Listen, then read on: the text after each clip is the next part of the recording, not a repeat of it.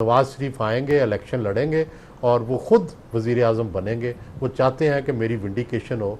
मियाँ नवाज शरीफ ने मुझे बताया था वो कुछ अरसे के लिए ज़रूर वज़ीर आज़म रहेंगे, उसके बाद चाहे वो इक़्तिदार जो है अपने भाई को दे दें। और उस वक़्त वज़ीर आला की जो अगली उम्मीदवार हैं वो मरीम वज़ीर आला पंजाब की उम्मीदवार जो हैं वो मरीम नवाज़ हैं। और निगरान वज़ीर आज़म के लिए उन्हें एक नया मोहसिन नकवी चाहिए और कोई मोहसिन नकवी है नहीं। जो स्टेटेड पोजीशन है वो भी सुन लिया कई बार कि जनरल फैज़ उस वक्त जिस वक्त वो डीजीसी थे तो उनके घर भी गए थे। सबसे पहले तो बड़ा सादा सा सवाल है सर, ये कोर्ट से भी कुछ डिसीजन ऐसे आ रहे हैं जैसे प्लॉट अलॉटमेंट केस का फैसला, उसमें मियाँ साहब की बरियत तो हुई है लेकिन जो तहरीरी फैसला है वो खासा मानी खेज़ है, जिसके अंदर साबिका हुकूमत ने कैसे बदतरीन सियासी इंतकाम का निशाना बनाया और उसमें अदालत ने कैसे सहूलतकार का रोल प्ले किया और उसमें कुछ और भी नामालूम अफराद थे जो क्या कर रहे थे। अब ये क्लीन चिट तो है मियाँ नवाज शरीफ के लिए, चार्जशीट किसके खिलाफ है सर? देखिए, चार्जशीट तो ज़ाहिर है उस वक़्त की इस्टेब्लिशमेंट जो उस वक़्त इस्टेब्लिशमेंट थी और उस वक़्त की जो जुडिशरी थी, मेरा ख़्याल है उन दोनों के ख़िलाफ़ हैं। और नवाज़ शरीफ ज़ाहिर है इन दोनों के ख़िलाफ़ बोलते भी रहे हैं और उन्हें मुर्दे इल्ज़ाम भी ठहराते रहे हैं। और अब कल हामिद खान साहब ने भी ये कहा है कि जी उनको नाअहल करने का और उनके ख़िलाफ़ प्रोसीड करने का फ़ैसला तो पहले हो चुका था, अदालतों ने बाद में फ़ैसले सुनाए और ये बहुत हद तक उनकी बात दुरुस्त है। लेकिन सुहेल वड़ाई साहब, जिस अदालत को आज सियासी इंतकाम का उनसर दिखाई दे रहा है कि उस वक्त नवाज शरीफ को सियासी इंतकाम की भेंट चढ़ाया गया, वो उस वक्त सियासी इंतकाम इसलिए नहीं देख पाई कि वो उस वक्त इस्टेब्लिशमेंट की दस्ते रास्त बनकर काम कर रही थी? जी बिल्कुल बिल्कुल सही कह रहे हैं। उस वक़्त वो इस्टेब्लिशमेंट और वो मिले हुए थे। और हमें पता है कि जो ये पनामा केस है इसमें जजेस जो थे और इस्टेब्लिशमेंट इनका आपस में राब्ता भी था, इनकी आपस में सोच भी एक मिलती थी, एक पेज पे थे। और जो जॉइंट इन्वेस्टिगेशन हुई थी, जो इंक्वायरी हुई थी, वो भी एक तरह से उस वक़्त की इस्टेब्लिशमेंट और जुडिशरी की मिली भगत थी, जिसमें नवाज़ शरीफ को मुर्दे इल्ज़ाम ठहराया गया था और उनके ख़िलाफ़ जो सबूत थे आईएसआई के अंदर एक सेल बना हुआ था, उसने मुहैया किए थे। और मियाँ नवाज़ शरीफ ने मुझे बताया था कि जनरल फैज़ ख़ुद गए थे लंदन वो सबूत इकट्ठे करने के लिए उनके ख़िलाफ़। तो ये सारी चीज़ें तो ऑन रिकॉर्ड है। और उस वक्त की इस्टेब्लिशमेंट प्रेशराइज कर रही थी अदालतों को कि वो नवाज शरीफ के हक में, और हमने शौकत सिद्दीकी साहब का जो स्टेटेड पोजीशन है वो भी सुन लिया कई बार कि जनरल फैज़ उस वक्त जिस वक्त वो डीजीसी थे तो उनके घर भी गए थे और कहा था कि नवाज शरीफ और उनकी साहबजादी मरीम नवाज़ को बरी नहीं होना चाहिए इस केस से। सर, इंपॉर्टेंट बात यह है और बड़ा सादा सा सवाल है कि इसका मतलब इस्टेब्लिश तो ये होता है कि अदालतें हवाओं का रुख देख कर फैसले करती हैं फिर? नहीं, देखें उस वक़्त इस्टेब्लिशमेंट और उस वक़्त की अदलिया जो थी, मेरा ख़्याल है उनके ख़यालात भी मिल गए थे और कुछ शायद दबाव का भी शिकार हों। लेकिन ज़्यादा मेरा ये ख़्याल है कि जो जस्टिस खोसा थे और जस्टिस जो थे शेख अज़मत साहब, इनके ख़यालात भी मिलते थे उस वक़्त। और वो एंटी नवाज़ शरीफ थे, वो चाहते थे कि नवाज़ शरीफ को सज़ा दी जाए और वो समझते थे कि नवाज़ शरीफ करप्ट है। तो इसलिए और कुछ जजेस जो थे वो बहाव में आ गए थे, जो उस वक़्त एक माहौल बना हुआ था उसमें आ गए थे। तो ये दोनों चीज़ों ने, दोनों फैक्टर्स ने काम किया, इस्टेब्लिशमेंट की सोच ने, उनके दबाव ने, और तीसरा जजेस की जो अपना सोच थी उसने भी ये काम किया। तो ये दोनों चीज़ें गलत थी और मेरा ख़्याल है इसी को अनाद कहते हैं, इसी को तअस्सुब कहते हैं, इसी को नफ़रत कहते हैं। और कोई भी फ़ैसला जो तअस्सुब, अनाद या नफ़रत की बुनियाद पर हो वो मुनसिफ़ाना नहीं होता, चाहे वो भुट्टो की फांसी का फ़ैसला हो, नवाज़ शरीफ की नाअहली का फ़ैसला हो, बेनज़ीर की असम्बलियाँ जो है बहाल ना करने का फ़ैसला हो। ये सारे वो फ़ैसले हैं, या जस्टिस मुनीर का वो फ़ैसला जो था असम्बली को बहाल ना करने का, ये वो फैसले हैं जो अदलिया के चेहरे पर बदनुमा दाग है। तो सुहेल वड़ाई साहब, जिस वक्त जस्टिस आसिफ सईद खोसा, क्योंकि आपने जिक्र किया है, उन्होंने नवाज शरीफ के लिए सिजिलियन माफिया या गॉड फादर का लफ्ज़ इस्तेमाल किया था, तो आपको लगता है वो ज़ाती अनाद, रंजिश या दुश्मनी की बिना पर किया या किसी के कहने पर किया होगा? मेरा ख्याल है ज़ाती अनाद, उसमें गुस्सा बोल रहा था। और जस्टिस खोसा जो था वो बहुत बड़े अपने आप को जज समझते थे और वो समझते थे कि जो है मैं जो है इंसाफ का बहुत बड़ा चैम्पियन हूँ, और लेकिन वो ये ना समझ सके कि आइन के अंदर तो वज़ीर आज़म को निकालने का ऐसा कोई तरीका ही नहीं है अदालत के ज़रिए 184(3) के ज़रिए या तौहीन अदालत के ज़रिए। ये जो अदलिया ने जो फ़ैसले किए, यूसुफ रज़ा गिलानी को निकाला, नवाज़ शरीफ को निकाला, ये दोनों फ़ैसले गलत थे और इनको रजिस्ट किया जाना चाहिए। अदलिया भी अपने डोमेन में रहे, पार्लियामेंट भी अपने डोमेन में रहे, फ़ौज भी अपने डोमेन में रहे, तब मुल्क चल सकता है। जब अदलिया ने 58(2)B के बाद ये फ़ैसला कर लिया कि हम वज़ीर आज़मों को निकालेंगे और इस्टेब्लिशमेंट के टूल बन गए, तो फिर अदलिया की आज़ादी कहाँ गई? ये जो जस्टिस इफ्तिखार चौधरी की बहाली की कंपेन थी, ये तो सारी सियासतदानों ने चलाई। नवाज़ शरीफ ने जो है वो लॉन्ग मार्च किया, लेकिन उसकी सज़ा भी सियासतदानों को ही मिली। अदलिया की जो बहाली थी और अदलिया की जो आज़ादी थी, कि उसके बाद जो है यूसुफ रज़ा गिलानी को भी नायल किया गया, नवाज़ शरीफ को भी नायल किया गया। दोनों फ़ैसले अदलिया ने तजावज़ किया अपने जो आइन में उनकी जो डोमेन है उससे। वज़ीर आज़म को निकालने का एक ही तरीका है कि उसके ख़िलाफ़ तहरीक एतमाद हो या वो मुस्ताफ़ी हो जाए। ये तीसरा तरीका अदलिया के ज़रिए निकालने वाला, चंद जजेस जो कि नॉमिनेटेड होते हैं, वकील से जज बनते हैं, उनको ये इख्तियार किसने दिया कि करोड़ों लोगों का जो मुंतखब आदमी है उसको 2 जजेस या 3 जजेस बैठ के जो है वो नाअहल करार दे दें। तो ये बिल्कुल गलत फैसला। तो सुहेल भट्टाचार्य साहब, ऐसे फैसले लिखने और लिखवाने वालों का एहतसाब नहीं होना चाहिए पर?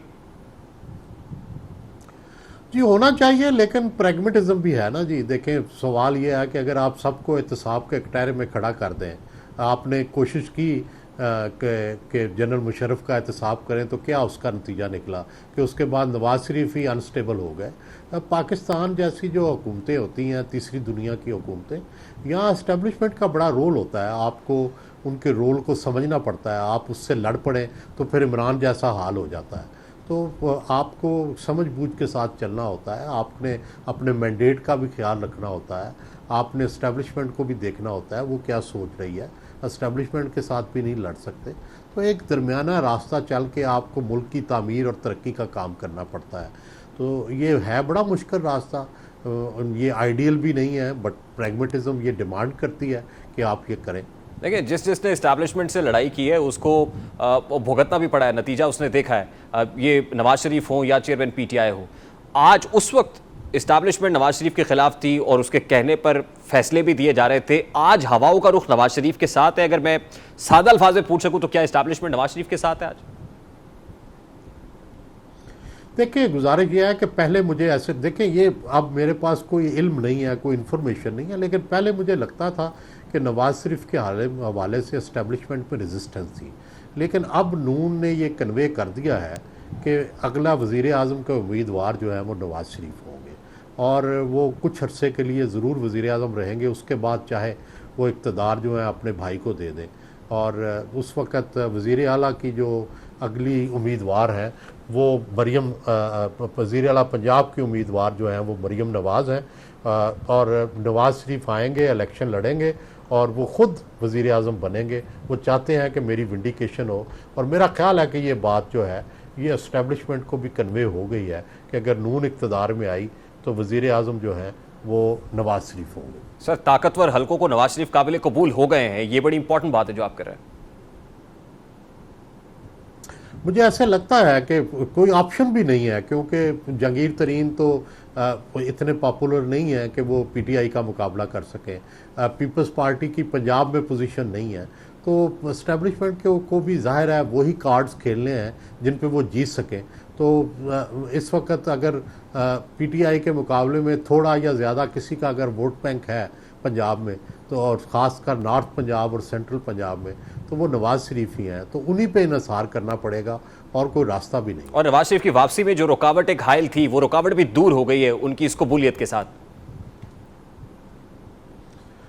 जी, मुझे लगता है कि जस्टिस बंदियाल के जाने के बाद सारी रुकावटें दूर हो जाएंगी। ठीक, यानी इसका मतलब ये है कि इसके लिए भी हुकूमत केयर टेकर सेटअप का इंतजार करेगी। तब तक तो फिर ये शहबाज हुकूमत नहीं होगी, इत्तेहादी हुकूमत, फिर तो निगरान आ चुके होंगे सर। ये भी अभी मेरा ख्याल है ये फैसला होना है कि क्या निगरान लंबी मुद्दत के लिए आएंगे या ये हुकूमत लंबी मुद्दत के लिए जाएगी। देखिए, इस हुकूमत के पास ये चॉइस मौजूद है कि 1 साल के लिए अपने आप को लंबा कर ले फाइनेंशियल इमरजेंसी के नाम पे या किसी इमरजेंसी के नाम पे। लेकिन इसमें भी ज़ाहिर है एक सियासी मुश्किल होगी कि IMF की जब आप शराइत पूरी करेंगे तो उससे आप अनपॉपुलर भी होंगे, आपको महंगाई का मज़ीद सामना भी करना पड़ सकता है। तो लेकिन शहबाज शरीफ शायद ये रिस्क लेने के लिए इसलिए तैयार हैं कि अभी अगर फ़ौरन इलेक्शन होते हैं या निगरान हुकूमत जो है उसको दिया जाता है इख्तियार, वो पता नहीं कैसे निकलेगी। इनको ये भी डर है पीपल्स पार्टी को और नून को कि कोई ऐसी निगरान हुकूमत ना आ जाए जो इनके ख़िलाफ़ ही चलना शुरू हो जाए और बिल्कुल इस्टेब्लिशमेंट की टूल बन जाए। वो चाहते हैं कि ऐसी निगरान हुकूमत आए जो उनके सिंपैथेटिक भी हो और इस्टेब्लिशमेंट भी उसको सपोर्ट करे।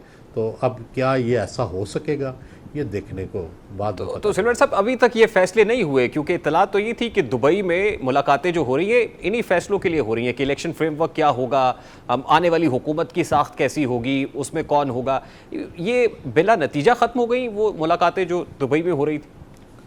मेरा ख्याल है इस पे इब्तदाई बातचीत तो हुई है, लेकिन मेरा ख्याल है कोई फैसले नहीं हुए। एक तो यह है कि वज़ीर आज़म निगरान का फ़ैसला करना बड़ा मुश्किल है। निगरान वज़ीर आज़म के लिए उन्हें एक नया मोहसिन नकवी चाहिए और कोई मोहसिन नकवी है नहीं। तो देखें जो बाकी नाम है, गौहर एजाज साहब बिजनेसमैन हैं, वो क्यों रिस्क लेंगे कि एक पार्टीज़न बन जाएं जिसको फ़ौरन PTI जो है वो सिबो शतम करेगी और उसके ख़िलाफ़ प्रोपेगेंडा करेगी। तो ये कोई दलेर आदमी चाहिए जो है जिससे इस्टेब्लिशमेंट भी खुश हो, जिससे सियासी पार्टियाँ भी खुश हों। तो ऐसा लीडर चाहिए। ये फैसला इस्टेब्लिशमेंट करेगी फिर ऐसे नाम का, या पीपल्स पार्टी और PMLN की भी से होगी उसमें? मेरा ख्याल है मिलजुल के होगा। सर फिर ये गिलगित बल्तिस्तान के अंदर जो कुछ हुआ है उसके अंदर तो बड़े बुरे तरीके से एक्सपोज हो गया ये इत्तेहाद के, जिसमें 4 सीटों वाला भी अपना CM का कैंडिडेट ले आया, 3 सीटों वाला भी ले आया, हत्ता कि 1 सीट वाली JUIF भी अपने कैंडिडेट को नॉमिनेट कर दिया चीफ मिनिस्टरशिप के लिए। उसमें तो ऐसे लगा कि जैसे इस इत्तेहाद में कुछ भी अच्छा नहीं है और इस हुकूमत का अल्टीमेट मुकाबला इसी अपने साथ ही होगा। फिर जी मेरा ख्याल है कि इलेक्शन तो ये इकट्ठे नहीं लड़ेंगे, लेकिन इलेक्शन के बाद फिर इकट्ठे हो जाएंगे, क्योंकि इनके पास जो है वो और कोई रास्ता नहीं है। जितनी देर तक PTI मौजूद है उतनी देर तक इनका इत्तेहाद टूटता बनता रहेगा, लेकिन इनके मफादात एक हैं, चूँकि PTI के ख़िलाफ़ हैं ये सारे, तो इसलिए इस इत्तेहाद में रहेंगे। हुकूमत में रहना है तो इकट्ठे रहेंगे। अब मेरा बड़ा सादा सा सवाल है, आपने कहा था कि पार्टी नहीं चलेगी चेयरमैन PTI के दौर में, ये पार्टी जो इस वक्त है ये चलती हुई दिखाई दे रही है आपको?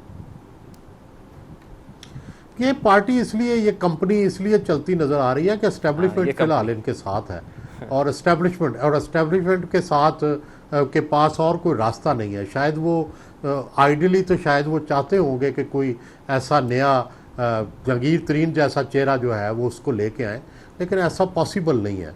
तो चूँकि ऐसा पॉसिबल नहीं है इसलिए उन्हें नवाज शरीफ को कबूल करना पड़ेगा। Sir towards the end lastly Tehreek Insaf का या चेयरमैन PTI का तो सफाया हो गया है, अल्टीमेटली इस इत्तेहादी हुकूमत को आप अपने आप से ही लड़ता हुआ देख रहे हैं, मतलब मुस्तकबिल करीब में भी और फिर मुस्तकबिल बईद में भी? नहीं, मेरा नहीं ख्याल कि अभी PTI का खात्मा हुआ है। अभी उनका वोट बैंक मौजूद है। और जितनी देर वोट बैंक मौजूद है उतनी देर तक PDM जो है वो लड़ने के बावजूद भी इकट्ठी रहेगी।